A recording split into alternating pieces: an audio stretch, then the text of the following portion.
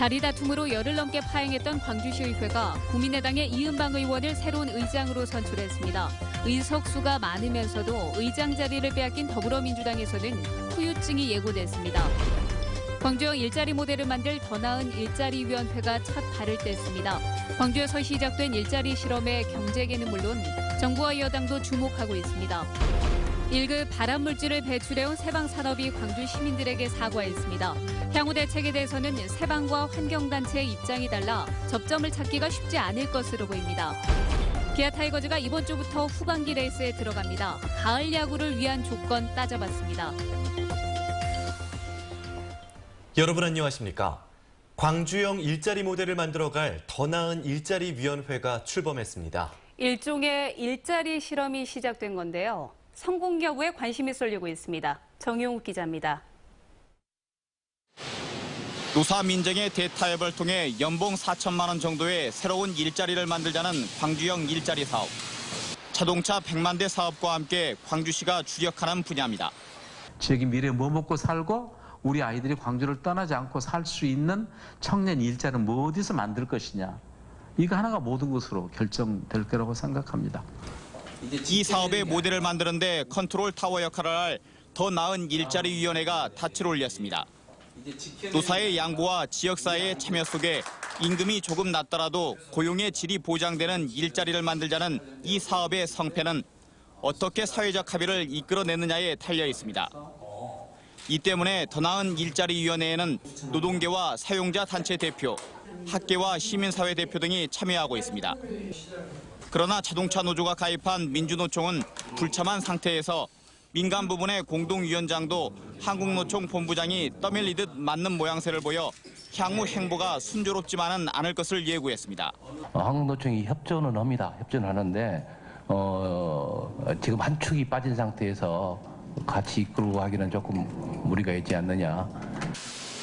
적정 임금과 고용 안정의 빅딜을 통해 기업의 투자를 유치하고 새로운 일자리도 만들자는 광주형 일자리 모델. 뚜렷한 해결책이 보이지 않는 이른바 고용 절벽 상황에서 정부와 여당까지 관심을 보이기 시작한 광주발 일자리 실험이 이제 막 첫걸음을 내디뎠습니다. MBC 뉴스 정용욱입니다. 당론이냐 의리냐 이 문제 때문에 열흘 넘게 파행했던 광주시의회가 후반기 의장을 뽑았습니다. 여러모로 후유증을 예고했습니다. 윤근수 기자가 보도합니다. 두 차례 투표에도 과반 득표자가 나오지 않아서 3차 결선까지 간 광주시의회 의장 선거. 이은방 의원 10표, 조호섭 의원 10표, 무효 1표, 기권 1표입니다. 결국은 득표수가 아니라 조례에 따라서 나이가 승부를 갈랐습니다. 연장자이신 이은방 의원께서 제7대 광주광역시의회 후반기 의장에 당선되었음을 선포합니다. 의석수로만 보면 더민주가 13명, 국민의당이 8명이지만 의장 자리는 국민의당이 가져갔습니다. 모두 의장이라는 생각으로 여러분을 모시고 7대 의회를 순항하도록 노력하겠습니다. 자기 당 후보를 찍으라는 당론에도 불구하고 의장 선거에서 패배한 더민주는 총선 참패에 이어서 시도의회 의장 자리를 모두 국민의당에 내주면서 체면을 구겼습니다. 이탈파에 대한 중앙당의 징계 등이 예상되는 가운데 출당이나 탈당으로 이어질 가능성도 있습니다. 한편 부의장으로는 더민주의 조세철 의원과 국민의당 박춘수 의원이 각각 선출됐고 상임위원장 자리는 사전 합의에 따라서 더민주가 4개, 국민의당이 2개를 가져갔습니다. MBC 뉴스 윤근수입니다. 광주시의회 의장 선거 결과와 관련해 더불어민주당 광주시당이 논평을 내고 이탈파 의원들을 중앙당 윤리심판원에 제소하겠다고 밝혔습니다. 더민주 광주시당은 일부 시의원들이 정당인으로서 본분을 망각했을 뿐 아니라 당헌 당규를 위반한 것으로 간주해 이같이 결정했다며 상응하는 조치가 이루어지도록 하겠다고 덧붙였습니다. 세방산업이 1급 발암물질 대량 배출 사태에 대해서 대국민 사과문을 발표했습니다. 대책 마련도 약속했습니다. 그러나 환경단체는 발암물질 저감은 답이 아니라며 사용을 중단하라고 반발했습니다. 김인정 기자입니다. 세방그룹 비상대책위원회는 거듭 시민들에게 사과했습니다. 그동안 트리클로로에틸렌 배출에 법적인 기준이 없던 점에만 매몰돼 배출량 관리를 소홀히 한 점을 깊이 반성한다며 머리를 숙였습니다. 광주 시민의 건강에 유해가 될 수 있다는 시민 여러분의 따끔한 지적을 가슴 깊이 통감하고 있습니다. 대책도 내놨습니다. 1급 발암물질인 TC의 대체제가 아직까지 없는 상황이라며 내년 초까지 지난 2014년 대비 한 해 TC 배출량을 60% 감축하겠다고 밝혔습니다. 그러나 환경단체는 1급 발암물질 배출을 저감하는 것은 대책이 될 수 없다며 발암물질 사용을 중단하라고 반발했습니다. 시민 안전과 발암물질이 공존할 수 없음을 직시하고 저감이 아닌 근본적 대책을 제시해야 할 것이다. 이런 가운데 광주시는 오는 20일까지 전문가와 환경단체 등을 포함한 TF팀을 출범하고 여론을 수렴하기로 했습니다. 또 광주시는 광주 지역에 있는 산단 안에 비슷한 유해물질 배출 사례는 없는지 또 개선해야 할 점은 없는지도 함께 조사하기로 했습니다. 세방그룹이 완성차 업체 납품 차질이 우려된다며 조속한 부분 가동을 호소하고 있지만 TF팀 논의 전까지는 재가동이 어려워 보입니다. 그동안 정부와 지자체의 방관 속에 합법적으로 배출돼 왔던 1급 발암물질. 뒤늦게 후폭풍에 휩싸이면서 광주시와 시민사회 그리고 기업이 해법을 찾을 수 있을지에 관심이 모이고 있습니다. MBC 뉴스 김인정입니다. 광주 시민들 수돗물은 화순 동복호와 순천 주화모에서 끌어다 쓰고 있는데 이 중 동복호에서 물을 길어오는 방식이 크게 바뀌었습니다. 낙차만을 이용해 단숨에 정수장까지 가져오는 방식이라는데 어떤 방식인지 김철원 기자가 설명합니다. 광주 시민이 사용하는 수돗물의 3분의 2가량을 대고 있는 동복호 수원지입니다. 1971년부터 써오고 있는데 수원지 물을 땅속에 묻은 관을 통해 끌어오기 위해서는 인위적으로 펌프를 돌려야 했습니다.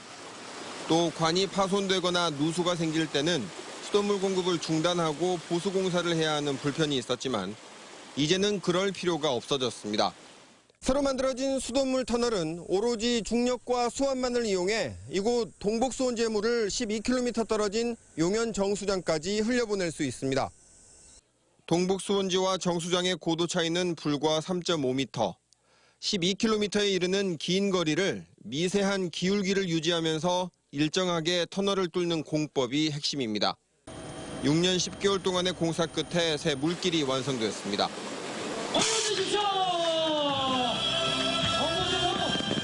레이더로 측량을 하면서 유지를 했습니다. 그러다 보니까 시공 오차는 거의 한 5cm 정도 이내에 들어왔습니다. 12km를 뚫었을 때.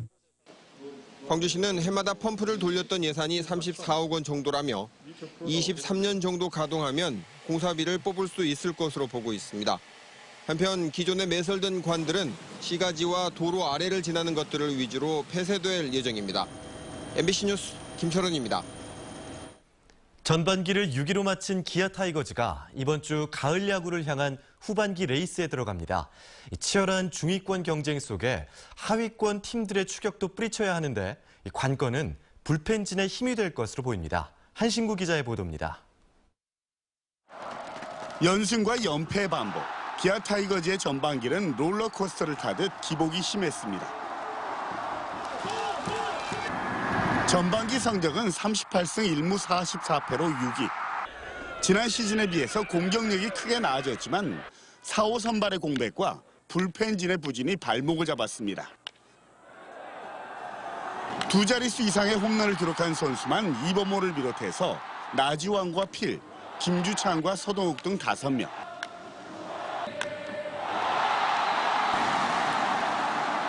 김호령과 이용구 등 젊은 선수들의 성장으로 지난 시즌 시작된 리빌딩이 차츰 자리를 잡아가고 있습니다. 여기에 양현종과 헥터 지크로 이어지는 선발진도 강해서 한 번 몰아치면 무섭게 기세를 이어갔지만 불펜진의 부진과 결정적인 순간 잦은 수비 실수가 아쉬웠습니다.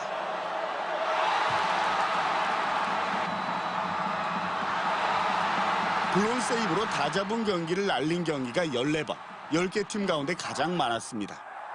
허술한 뒷문 탓에 역전패 역시 26경기로 가장 많았고 연장 승부는 7번 모두 고배를 마셨습니다.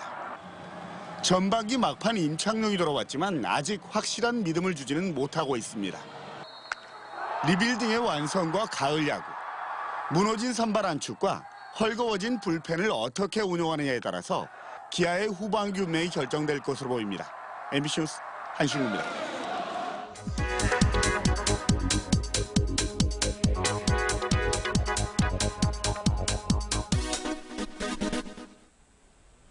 취업문이 바늘구멍보다도 좁은 요즘, 구인 수요가 꾸준히 늘고 있는 데가 있습니다. 노인들을 위한 요양복지 관련 분야인데요. 광주의 한 취업 전문 사이트에 따르면 올해 광주 지역 요양병원의 구인 건수는 월 평균 1,800여 건으로 작년보다 11%나 늘었습니다. 지난 2010년과 비교하면 4배 넘게나 이렇게 는 겁니다. 이는 노인 인구 증가와 함께 요양복지 수요도 크게 늘었기 때문인데요. 광주에는 요양병원은 52곳으로 노인 장기요양보험이 첫 시행된 지난 2008년에 비해서 3배 넘게 증가했습니다. 요양보험이 적용되는 한방병원도 같은 기간 8배로 늘었는데요. 이렇게 요양시설이 늘다 보니 간호사와 요양보호사 등 관련 직종의 구인 수요가 늘어나고 있는 겁니다. 노인들을 위한 적극적인 복지 정책이 든든한 노후 생활뿐만 아니라 일자리까지 창출하는 일석이조의 효과를 거두고 있는 겁니다. 카드뉴스였습니다. 전남 지역 노인 학대 가해자 3명 가운데 2명이 가족인 것으로 나타났습니다. 전라남도가 도내 노인보호 전문기관 2곳에 접수된 노인학대 사례를 분석한 결과 지난해 신고된 노인학대 280건 가운데 가해자는 아들이 36.1%로 가장 많았고 배우자, 딸 등 66.5%가 가족이었습니다. 학대 유형은 정서적 학대가 37.4%로 가장 많았고 방임, 신체적 학대 순으로 나타났습니다. 전남지방경찰청은 200억 원대 해상용 면세유를 불법 유통시킨 혐의로 선박 급유업체 대표 55살 배모 씨 등 2명을 구속하고 직원 등 25명을 조사하고 있습니다. 이들은 지난 2014년부터 여수에 무등록 업체를 설립한 뒤에 외국 국적 선박 등으로부터 빼돌린 면세유 3천만 리터, 214억 원 상당을 시중에 유통시킨 혐의를 받고 있습니다. 경찰은 이들에게 면세유를 넘긴 유조선 관계자 10명도 입건해 조사하고 있습니다. 광주 지역의 학교 폭력 피해가 중고교는 줄어든 반면 초등학교는 늘어난 것으로 나타났습니다. 광주시 교육청이 관내 14만 8천여 명의 학생을 대상으로 학교 폭력 실태를 조사한 결과 피해를 당한 적이 있다는 응답이 1,175명으로 전체의 0.8%를 차지했습니다.